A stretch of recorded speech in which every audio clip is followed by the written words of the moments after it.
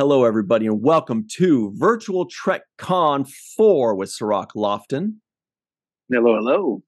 My name is Ryan T. Husk, and today we've got a wonderful, amazing, and scintillating panel with Dan Curry and Doug Drexler. This is the art of Star Trek and Star Trek Picard. How you guys doing today? Oh my God. Doing fine. Better. Couldn't be better. Awesome. Well, first and foremost, thanks so much for hanging out with us. We've had you both before in previous panels. You always have the best stories, so much information. You've been working in art, and Doug, yourself in the makeup department and visual effects, both of you doing so many things starting decades ago, and you're still contributing to the Star Trek dynasty to this day. Dan, can we just start for just a moment and tell everybody who doesn't know what you did in Star Trek when we were just kids? Well, first of all, if they don't know who he is, they should leave now. They should get this book written by Dan Curry and Ben Robinson, of course. Yes. It's a beautiful book. When my relationship with Star Trek started with Star Trek 4. I designed the title sequence for that, and Star Trek 5. And on Star Trek 5, it was funny, I was there on the first day, and they were shooting a commercial for that was in the story about getting people to go to a planet, and they needed an alien fish, and there was none around. So I sent somebody off to buy a fish from the supermarket while I went to Bed and Bath and bought a semi-transparent rubber shower mat and cut it up into fins, stuck it into the dead fish with bamboo barbecue skewers, and that's what the guy holds up in the movie. That's Dan.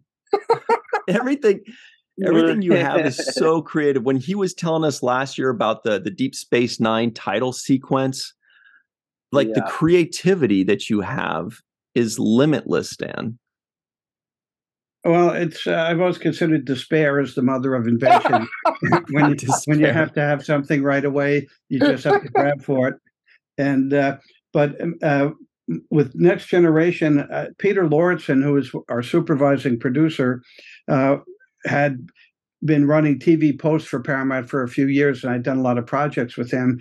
And he called me up and said, "Hey, we're going to start another Star Trek. We need storyboards. You want to do some storyboards for us?" So they showed me Andy Probert's design for the new Enterprise, and their idea was they would be able to do 40 stock shots and use them for every episode.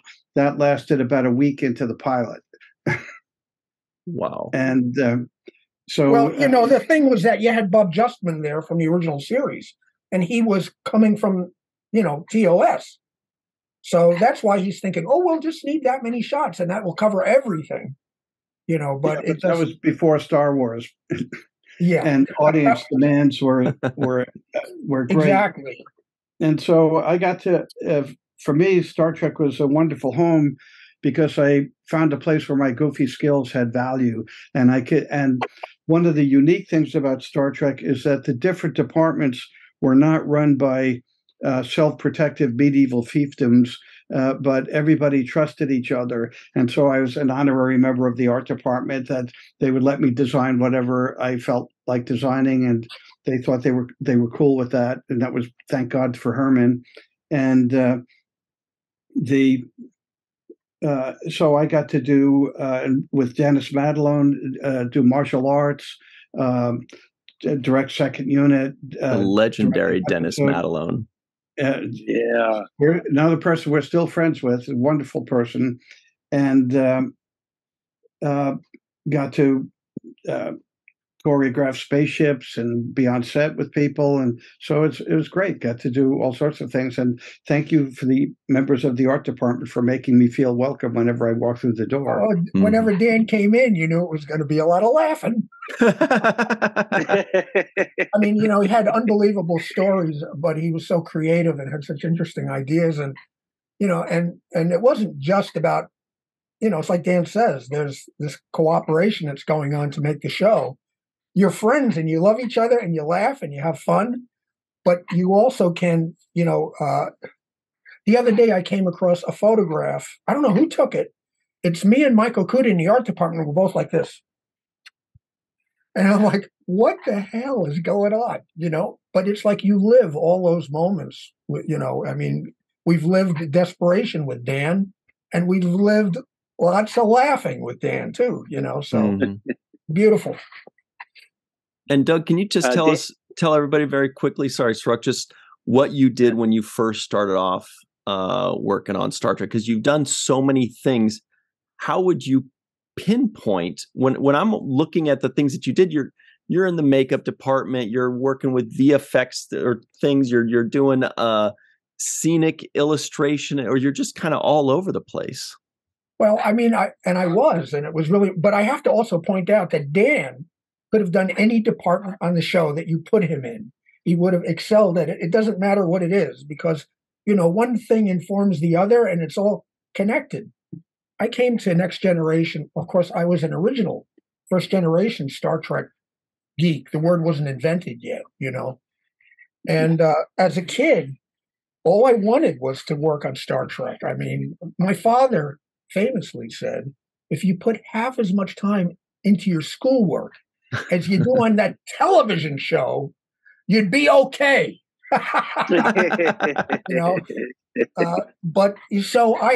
We came out to Los Angeles to do the makeups for Dick Tracy. Somehow we got that job. Warren Beatty liked us. I don't know how we got it. And it was like second season of Next Generation. And that was like driving me nuts, because I knew across town they were shooting Star Trek. And, I knew Mike Westmore, and I would go over and visit, and I knew that as soon as we were done with this movie, I was going over there and begging, which I did. I begged Mike Westmore, and he thought I was crazy. Well, it should also be pointed out that Doug won an Oscar for his brilliant makeup on Dick Tracy. That's just crazy. What? Yeah. Wow. It's crazy. It was totally, should never have happened. I don't know how it happened. That's why Westmore was laughing. He's like, "You just won an Oscar. What do you think? Want to come on here?" Well, basically his attitude was like, at the time, Dick Tracy was like a big show in Hollywood. Everyone knew about it. And as a matter of fact, I don't want to get too off the path here, but the great makeup artist Dick Smith said, well, you'll never get the job. It'll be Rick Baker or someone like that. And then when we got the job, he was like, well, you got the job, but you'll never lift the brush on stage because of the union difference, And he didn't count on Warren Beatty. And Beatty hadn't decided whether it was going to be a union show or not. And they really wanted it to be a union show. And basically, Warren said, I think we're going to do it as a union show, but I need these two guys to be in the union. And the big bad boogeyman that Dick Smith said would never allow us in the union literally drove our applications out to our lab in Van Nuys and handed them to us like that. It was insane. We had angels watching over us or something. Well, I'll tell you a quick story about Dick Tracy. One of my friends was working in the art department and invited me to tour the sets. And I walked into what was Dick Tracy's apartment and had an astonishing deja vu experience. I walked into what was Dick Tracy's bathroom, and it was an exact duplicate of the bathroom in the house I grew up with. Tile for tile, faucet for faucet, even the light over the mirror. So I asked the production designer, Richard Silbert, one of the great ones, how could that possibly be? And apparently there was a company in New York that just built bathrooms in housing tracts. And he found those plans and just reconstructed that bathroom. Wow. That's amazing. Well, Silver's a genius. And that was an all-star, the art department on Dick Tracy. And we're talking, these guys, Harold Michelson was, one of the illustrators and storyboard artists along with Dick Silbert, who was, Chinatown. And it's like, we're talking to people who usually do stuff for Hitchcock and Robert Wise and stuff like that. Harold Michelson was production designer. on Star Trek: The Motion Picture. And when I was on Dick Tracy, I'd go to and Maurice Zuberano, Zuby, who designed Gort on The Day the Earth Stood Still. And it was like totally mind-blowing. Like a who's who right there. Dan, I probably told you this, but when I was up there, I went in to see Harold, who was always, just loved being around him. And he's doing these storyboards for Dick Tracy. And I'm amazed to be standing there while he's actually doing this magic. But then I noticed that right next to every panel, he calls out a lens. Yeah, I was going to say that Harold could draw to a lens. He could draw to a lens. And I literally said, you're not drawing it to a lens. And he looked at me like I was crazy. He said, "Oh, you adorable child." Of course I am. And Harold's attitude was, why wouldn't you? Yeah. So, I mean, we're talking genius. Wow. Wonderful people. And you mentioned your friendships that you guys developed, with the Kudas and everybody. And you said the friendships that you developed in Star Trek are the ones that have kind of held on the longest. Tell me about that. Why do you think that is? Because you guys have this mutual love for Star Trek? Or the freedom to design something that's never been thought of before? There was something about when Star Trek happened, especially on Next Generation. You had a lot of people who, of course you have that now, but there was this generation that grew up on this crazy TV show. Right now, it's like kind of acceptable that everyone loves it, But back then it was weird. And there was like this strange, type of person that gravitated towards the show. I know that, Mike Okuda and Denise got involved because they were huge, huge geeks and they loved Gene Roddenberry and they loved the original series. I was exactly that same type of geek. And, there's the one thing I found is, which is most amazing, is like if you go to a convention or if I meet somebody online, if they really love the show, and I'm talking mostly the original series up to the end of Enterprise, where you could count on all the facts. You can meet someone and have a conversation right away, like two people who are history majors talking about, World War I or something like that. And you could, and there was no, often when you meet someone new, there's this like getting to know them moment, where you're not really comfortable yet and stuff like that. And I meet people at conventions, and it's just like, bam. It's like old friends that you haven't met yet, Right. And we had a lot of that on the show. There were kindred spirits. Dan Curry was a kindred spirit. John Eves, Jim Martin, Mike and Denise, we just fit together perfectly right from the beginning, And now, Doug, fast forwarding to today, we've got a whole new generation, the next generation of Star Trek coming up. And did you get the call from somebody in particular, or did you just kind of show up at Paramount and start begging again? What was? Were you talking about Picard? Yeah, with Picard, did you go back to your old tricks? I pretty much never figured I'd be on Star Trek again, because there was kind of this attitude, starting with the first JJ movie, where if you knew too much about Star Trek, that was seen as a negative. They wanted the freedom to do whatever they wanted. They didn't want to be told that the windows on the ship, the scale doesn't work, and that's crazy talk. They just want lens flare, whatever. Yeah, forgot where I was going with that. Where was I going? No, you were saying that you never thought you would work on Star Trek. Oh yeah. So I since Enterprise, I never once put in my resume, never once tried to get on the show. It seemed very different, so I really never thought I'd work on Star Trek again, honestly. And on Facebook, there was this enthusiastic guy who was messengering me and was a big Star Trek fan, and we were enjoying chatting with each other. And I didn't know he was Dave Blass. Oh, wow. I knew his name was Dave Blass, but I didn't know that he had just gotten Picard. I had no idea. Wow. You know, and he was chatting with me because, first of all, Dave is a real fan. I mean, when he showed me pictures of himself in a motion picture era uniform, TOS, I'm like, I think I wrote back. I said, okay, I know the show's in the right hands, you know. But Dave approached the show. I got to know him a little bit with great reverence and great respect for what had gone before. He felt like he was moving the evolution along rather than tossing it out and reinventing the wheel. And I think the quality of Dave's work that you see on Picard is a testament to that attitude.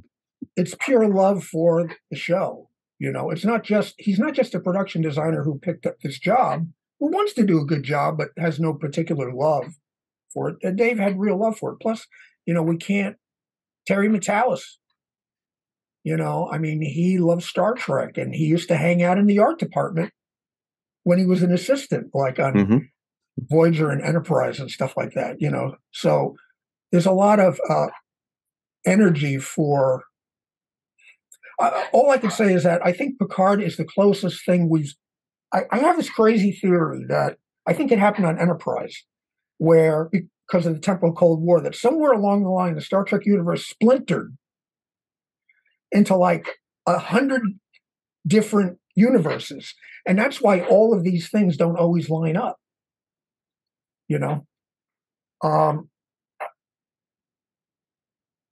Yeah, that would make sense because there's constant there are, you know, other universes, there's going back in time, there's, you know, these paradoxes of, you know, time loops and all kinds of just there's everything happening all at the same time that you have to assume that there are just a million different dimensions and universes going off. That's how I kind of came to peace.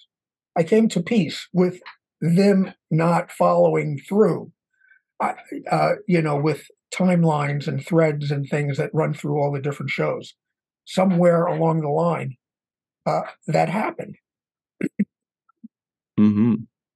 But so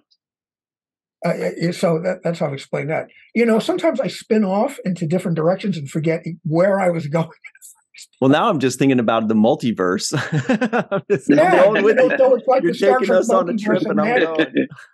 I'm just thinking about how good the production design is on Picard, and how, you know, how beautiful all that stuff looks. Yeah, that's what we were talking about. So Dave over Facebook introduced himself and I'm like, really? And he wanted to bring me on. I couldn't believe it. And frankly, I have to admit, I thought that he wanted me to do graphics.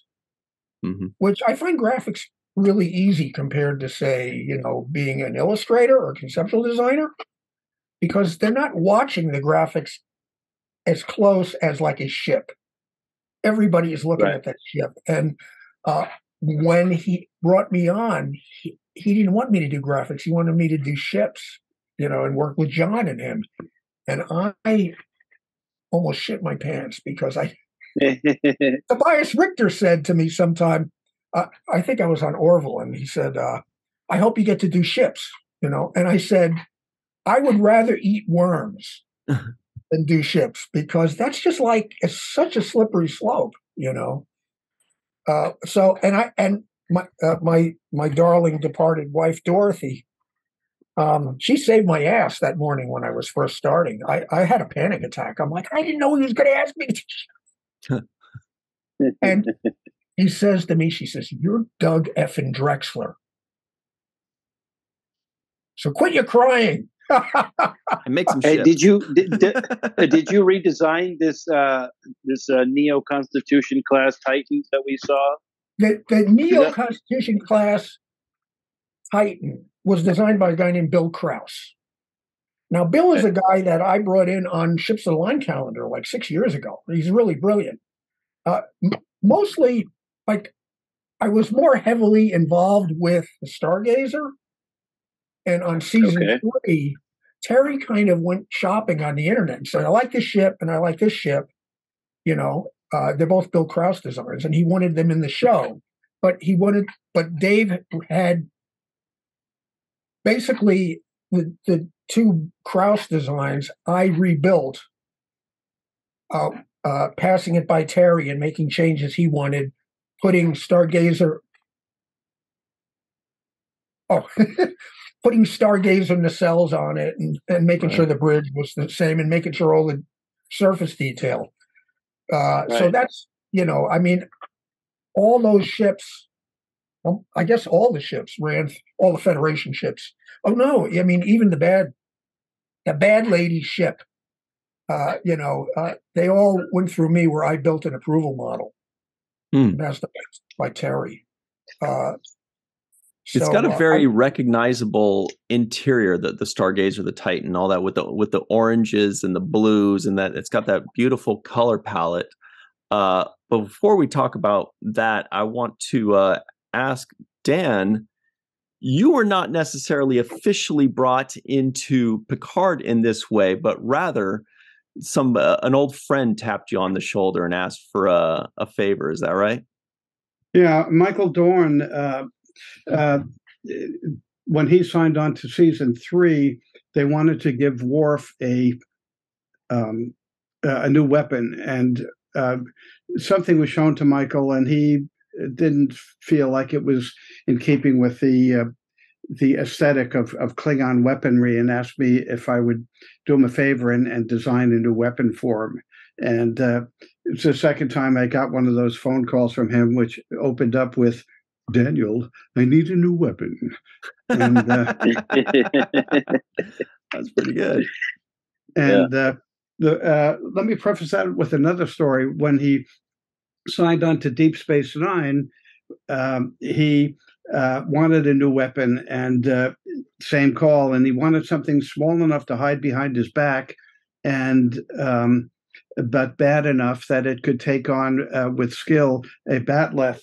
So Michael came over to my house, and I showed him a lot of weapons I brought back from Asia, and I showed him the tip of a Nepali Kora sword, which is kind of a downturn thing. I said, let's use that as the front, and then we'll kind of have fun designing the back. So I made one out of corrugated cardboard, which is this one, and reinforced it with popsicle sticks so we could go out in the backyard and fool around with it. Wait, and Dan, keep holding that up.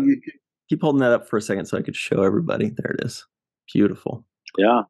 And I wanted something you could do underhand, forehand, that could grapple, and you could throw it like a hatchet. And so this was the very first one. And then rarely it went through the producers without any changes.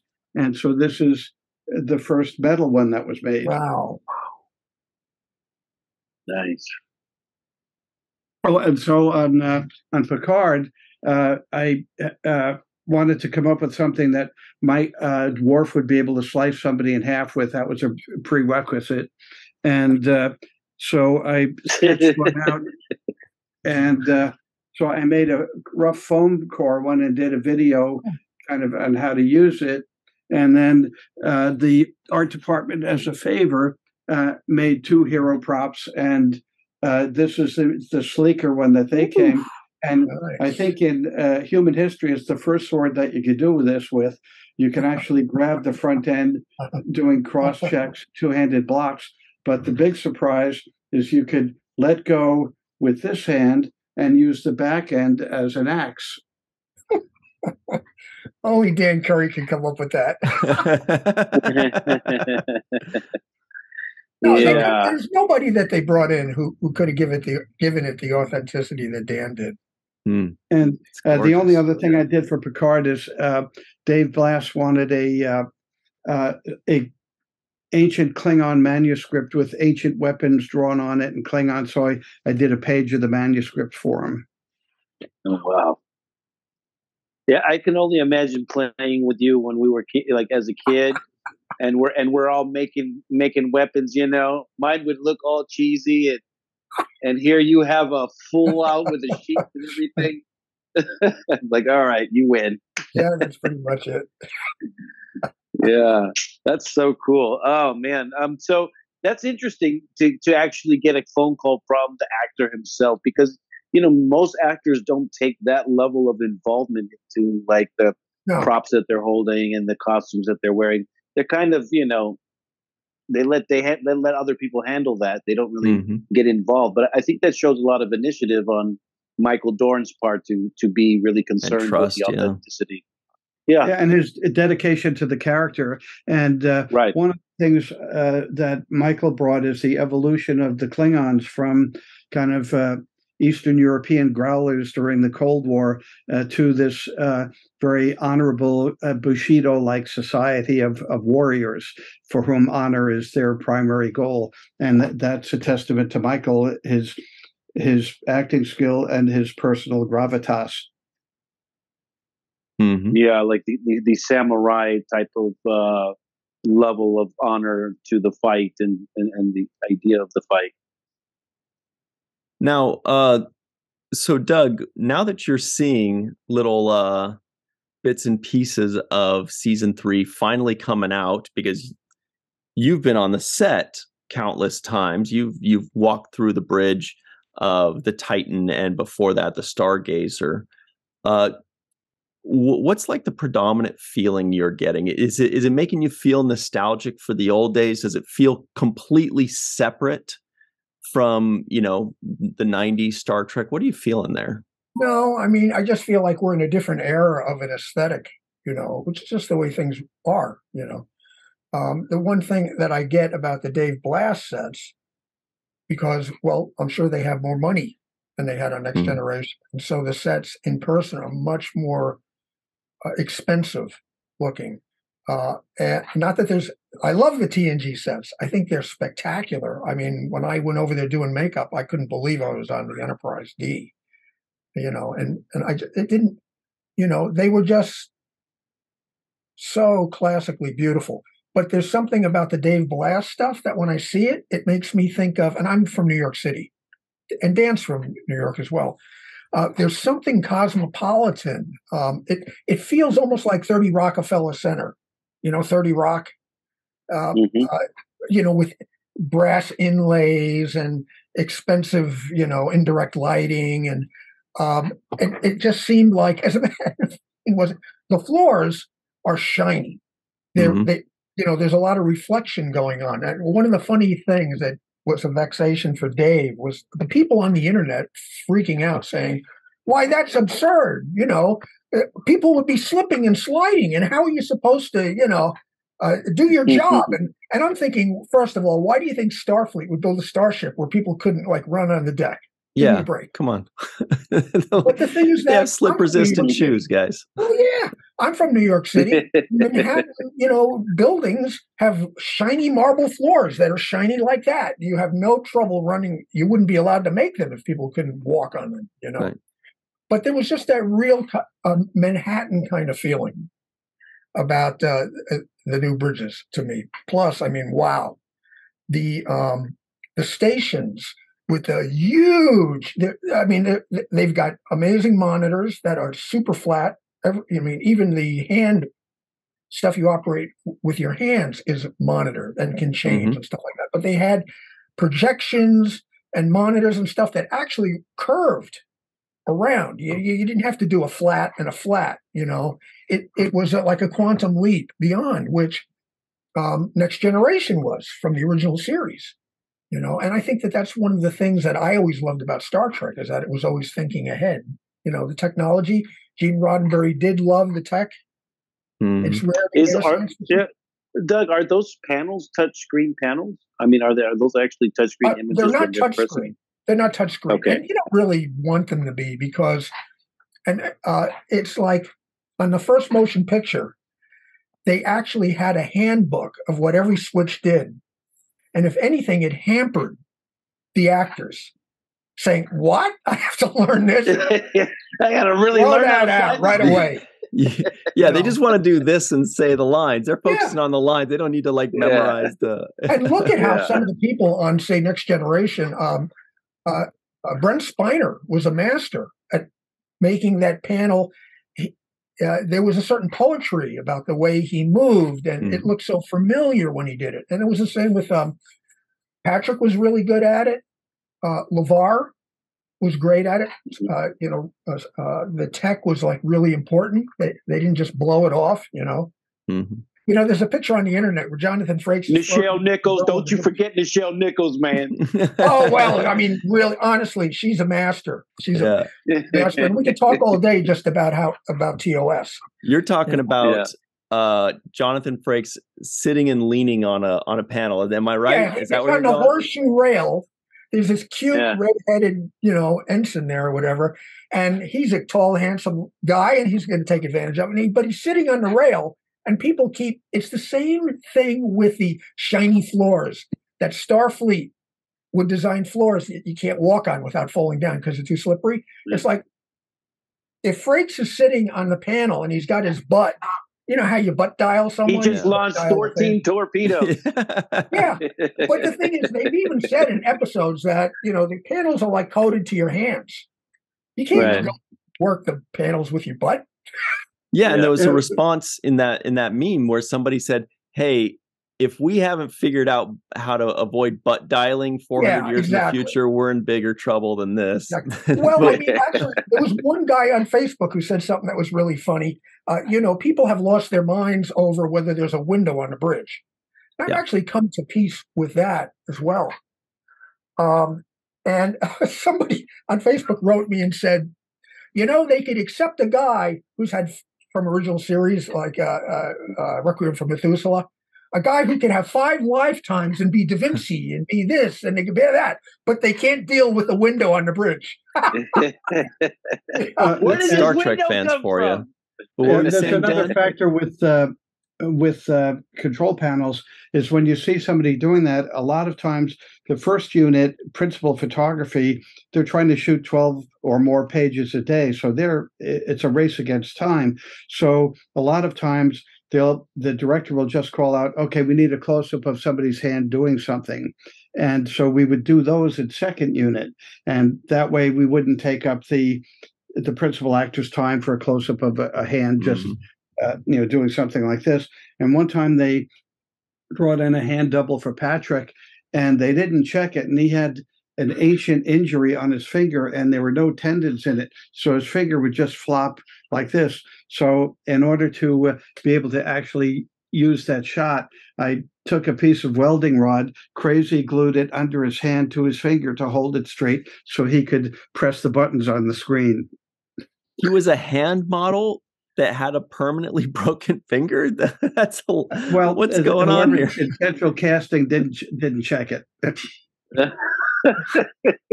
I just got this limp finger. That's all. Perfect hand model. Got it. Wow. Wow. That's so fun. That you guys have been just, I guess, one of the things that I was thinking when you were saying, how Dan could move from any department, I was thinking about how closely related the departments are that you're able to move from one to, because I would think of it as, well, you have to have a specialty, and if you're not in the art section, then you're not the art. You can only be in the art department, or you have to only be this on most shows. Yeah, that's the way I think. Star Trek hired Renaissance people, though they weren't limited to one skill. Mm-hmm. Right. But right. The fact that you guys are moving from the makeup to visual effect, I mean, that's to me, they're miles apart, as far as skill set. But I guess, you're able to just on a lot of maneuver. Shows, on a lot of shows. Well, we had a common goal. Yeah, well, but on a lot of shows, you could get in trouble for talking to wardrobe. Mm-hmm. Right. You know, but not on the 90s Star Treks. There was a free flow between all the departments. I find the newer shows are much more controlled. There are things that I used to do on the 90s shows that could get me fired on the new shows. Wow. We won't say what those are. But... I know. I'm so curious, though. Oh, well, that part, I'm not supposed to, there's a restraining order on me. We won't say.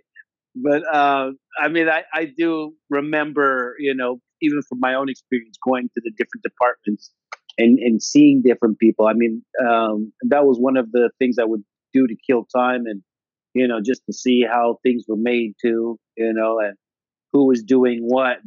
that's why when you mentioned Michael Okuda, I was, he was very welcoming when I would go there. He was so happy to see me, and I was happy to be there. So just the fact that he was so welcoming and really just took his time to show me around and answer questions. Yep. I always felt that love from the different production offices, and every time I went over there, the different departments. It was pretty much one big happy fleet. Yeah. Well, we only have a few minutes left with the two of you, but personally, I'm very curious about this. Doug, you're basically done with Picard. I don't know if there's still a little bit more that finishing off post last couple episodes. And Dan, I don't know how many more weapons Dorn is going to be calling you for in the future, but are the two of you conceivably done working on Star Trek, or do you feel as though if you get that call, you're always going to answer it? You're going to answer it the next time. And well, I consider Star Trek family, and so considering my advanced years, they probably wouldn't call me, but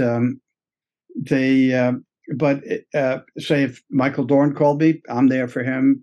If any of the people that were friends of mine during all this time, it's family, and so anything for that family that was an important part of my life. My son didn't know a year of his life when Star Trek wasn't a part of his life, just growing up. Wow. And so, I would always take a call from anybody to do with Star Trek. Even Marina? I'm just kidding.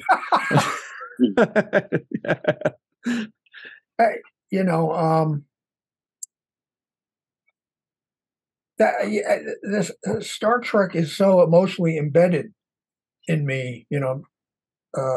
Being an original. I mean, I was watching it in 1966 first run. I watched the entire first season in black and white.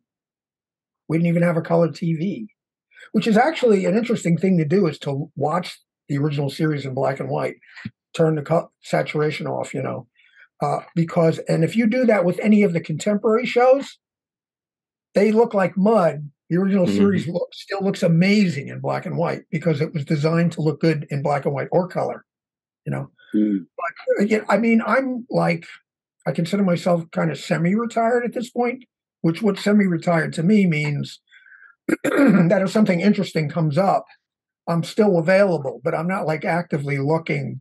It has to be something cool. Now, for instance, I don't know whether this is going to happen, but if Dave Blass and Terry Metalis got called back for some reason, and who knows, because I think Picard's going to be critically, liked. I do it. Absolutely would do it. There's a part of me that says, Doug, don't do that. It's time to take it easy. Write your memoir. But Star Trek is just not another job. And lately I've been focusing on writing and conceptual design in fine arts. Oh, you showed us a little bit of some of your concepts. Can you show us that now while we're still recording? Or is that top secret? No, it's hardly top secret.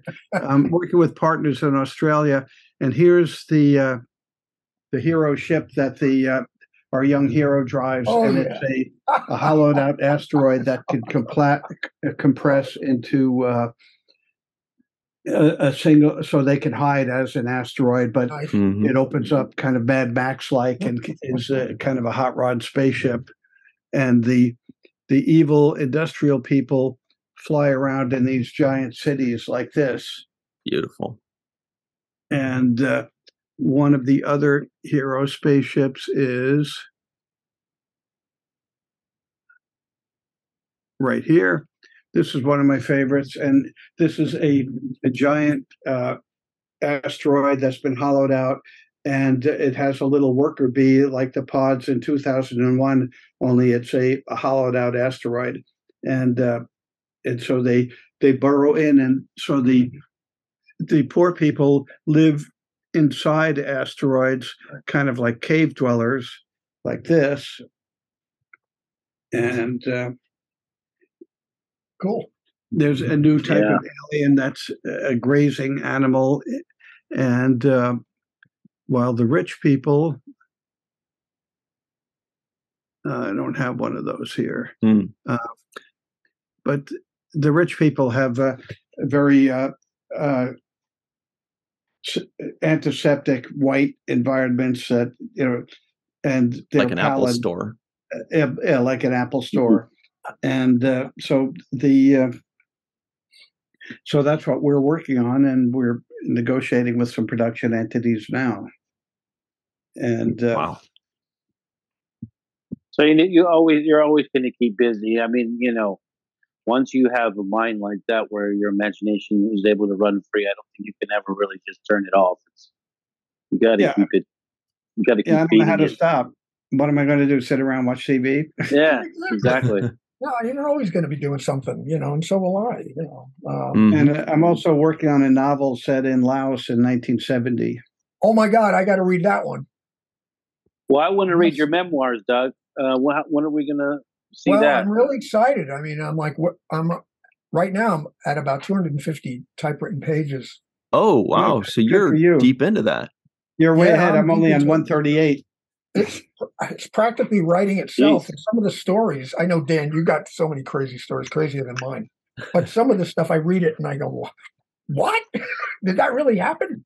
But I mean, there's different eras.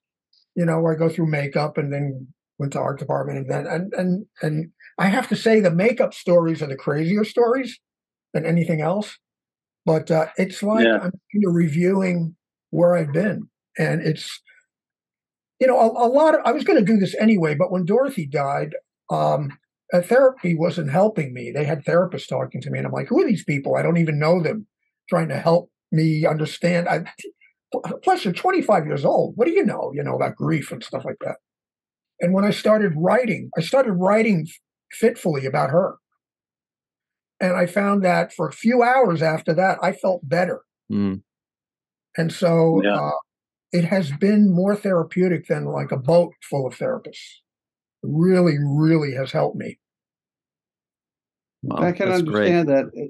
I think when you get to a certain age, you kind of look back at all the decisions you made in life, the people you've encountered, some good, some bad decisions, some quite brilliant and quite foolish, and you try to make sense of it all. And I think ultimately, you have to realize you have to forgive yourself for being a flawed human being. And the other thing I've learned is that the things that have true value in life are those which have no material value.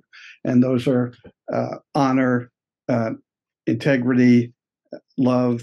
And without those, they're worth more than $750 million lottery prize, because that's what defined you as a being. And, we came into the world with nothing and we'll go out with nothing. And so your legacy is the love you've built and shared with other people. That's for sure. Amen. Wow. And you guys have inspired me to write my memoirs. I am on page 1. Oh, there it is, though. I see it. It says memoirs. Let me know when it's ready. That's hilarious. Let me know when it's ready. I'm a reader I'm already. In the club too now. See, 138, 250, and 1. There we go. The path of 1,000 miles starts with one step, or whatever that. Yeah, there you go. There you go. So you're most of the way there. I have to say that at this point in my life, writing it seems so easy because I've got so much to talk about. When you're young and you want to write, you're like, well, you haven't really had that many experiences yet. When you sit down to write, it's difficult. But, when you get to, an advanced age, you just have so many crazy things that happen. It's like it. And it's look at the beauty about therapeutic too. Yeah. Yeah, look at the work of Michelangelo when he was older. He did his young work was sheer perfection, and he was able to build life into stone.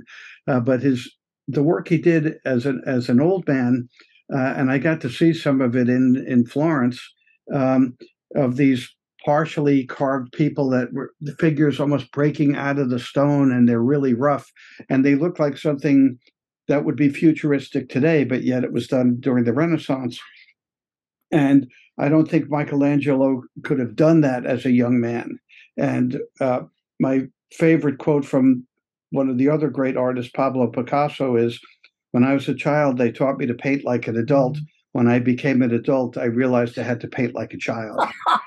That's awesome. Beautiful. That's well, great.